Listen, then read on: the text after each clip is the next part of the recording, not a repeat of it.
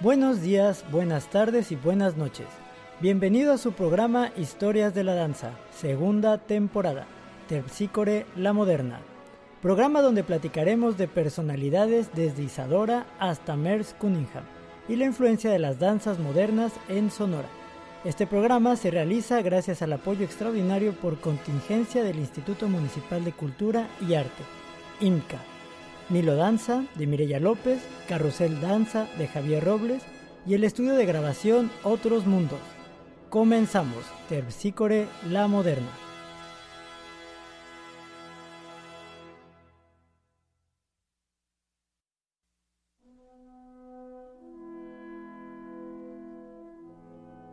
Buenos días, buenas tardes, buenas noches, en la hora que nos escuchen. En verdad les agradecemos que regresen a esta segunda temporada de Historias de la Danza, la que Mireya López y yo, su servidor Javier Robles, hemos titulado Terpsícore la Moderna, ¿no? Porque vamos a hablar precisamente de la época de la danza moderna, que es diferente a la danza contemporánea. La danza moderna pues empezó en 1900 y concluye más o menos por ahí de 1990, por ahí de los 60, de los años 60, 1960. Entonces, Mireya nos va a hablar un poquito sobre cuáles fueron estos inicios en general, es un contexto muy general de la modernidad o de la danza moderna. Gracias nuevamente, bienvenidos a esta escucha de podcast. En Estados Unidos y Europa se comienza a experimentar con nuevas formas de danza que no respondían a ninguna regla establecida. Como ustedes en otros podcasts anteriores pudieron escuchar un poco sobre lo que era la danza clásica y ahora pues en la danza moderna en Estados Unidos en específico, que nace en paralelo al movimiento expresionista en Alemania de las artes plásticas. Entre uno de los fundadores personajes que empiezan a bailar en esta época, en 1900, pues está Isadora Duncan, Louis Fuller, entre otras. Entre uno de los objetivos de la danza moderna, que hay muchos objetivos, pero entre los principales es la comunicación de experiencias emotivas que no pueden ser comunicadas en términos racionales o reducidas a la mera constatación de un hecho. Y recordemos que esta es la técnica básica de andar descalzo, ¿sí? Por lo general se bailaba descalzo, ¿no, Javi? Sí, es como una parte importante de cómo la humanidad, después de estas revoluciones industriales, de andar pensando en estaban saliendo del romanticismo, que habla mucho sobre expresar el yo y el ser personal y lo interno, ¿no? Pero cómo conectar esta cuestión interna al mundo exterior. Y yo creo que en la danza moderna pues se volvió a redescubrir esta conexión con la tierra, que es con los pies descalzos, como la gente que baila folclore, zapateando, se está conectando con la tierra. Entonces bailarines como Isadora Duncan descubren esta fascinación por conectarse con la naturaleza. No sé, aquí Mireya nos va a platicar sobre la biografía de Isadora Duncan a partir de esto que ya hemos comentado. Sí, como mencionamos, a principios del siglo XX surgen bailarines y coreógrafos o maestros de baile que van siendo reconocidos en base a su experiencia más que a una formación formal, una formación académica. Entonces Isadora nace en San Francisco, California, en Estados Unidos, y ella a la edad de 5 años comienza a bailar, y a los 8 años sus padres se divorcian, entonces tiene que ayudar en la economía familiar a su madre y empieza a dar clases de danza. Qué tan sencillo puede ser una decisión, ¿no? Dar clases de danza desde una edad muy temprana y continuar así hasta su muerte, ¿no? Surge una nueva danza basada en la expresión orgánica y natural del cuerpo. Entre una de las frases más famosas, ella decía: solo la danza, nada más, la danza del espíritu. Era una de las frases de Isadora. Ella, después de vivir en Nueva York por un tiempo, se va a vivir a Europa y ahí empieza, tengo entendido que ella va a museos y muy importantes para leer sobre la cultura griega, y de ahí sigue pues estudiando y forma también una escuela de ballet en Berlín y en otros lugares de Europa.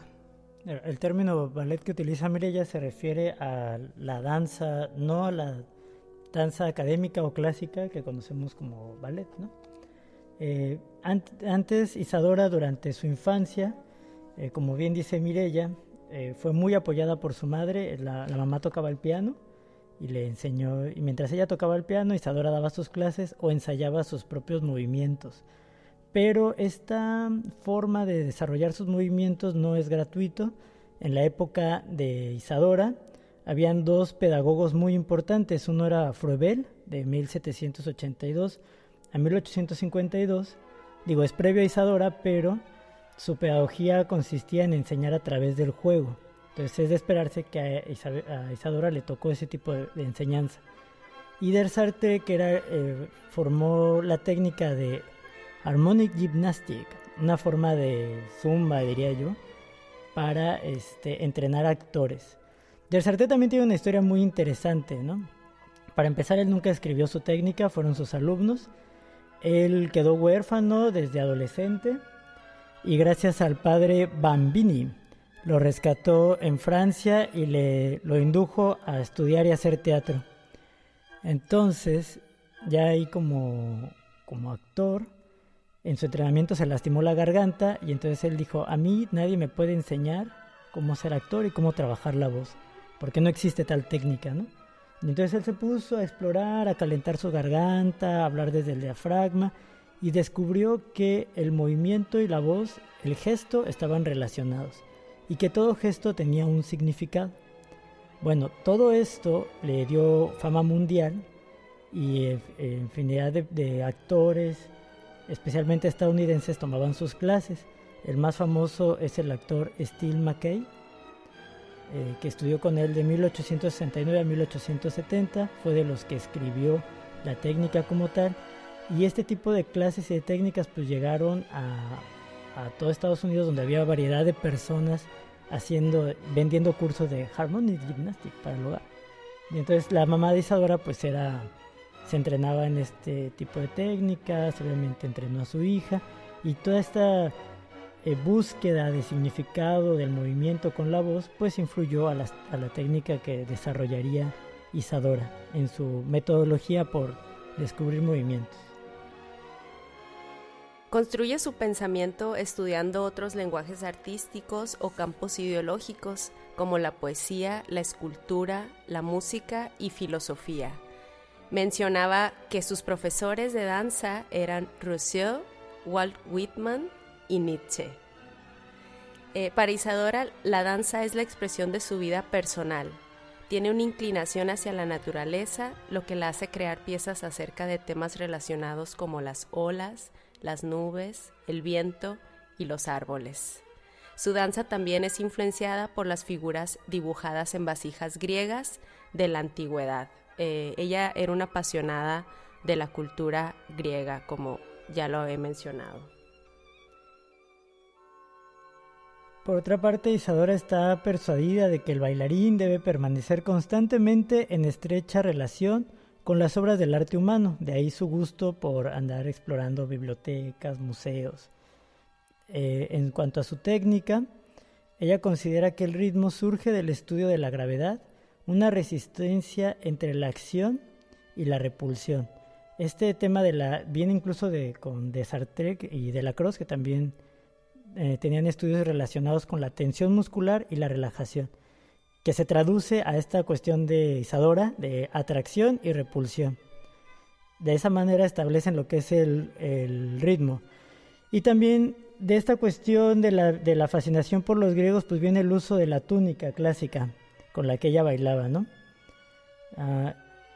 y su relación con la música también es muy interesante, porque ella solo se deja inspirar por esta música. Por ejemplo, de fondo creo que tenemos de Schubert, música que ella estaban como todos acostumbrados a escuchar esa música o verla bailar con ballet, pero de pronto ella usó esa música para inspirarse y generar sus coreografías.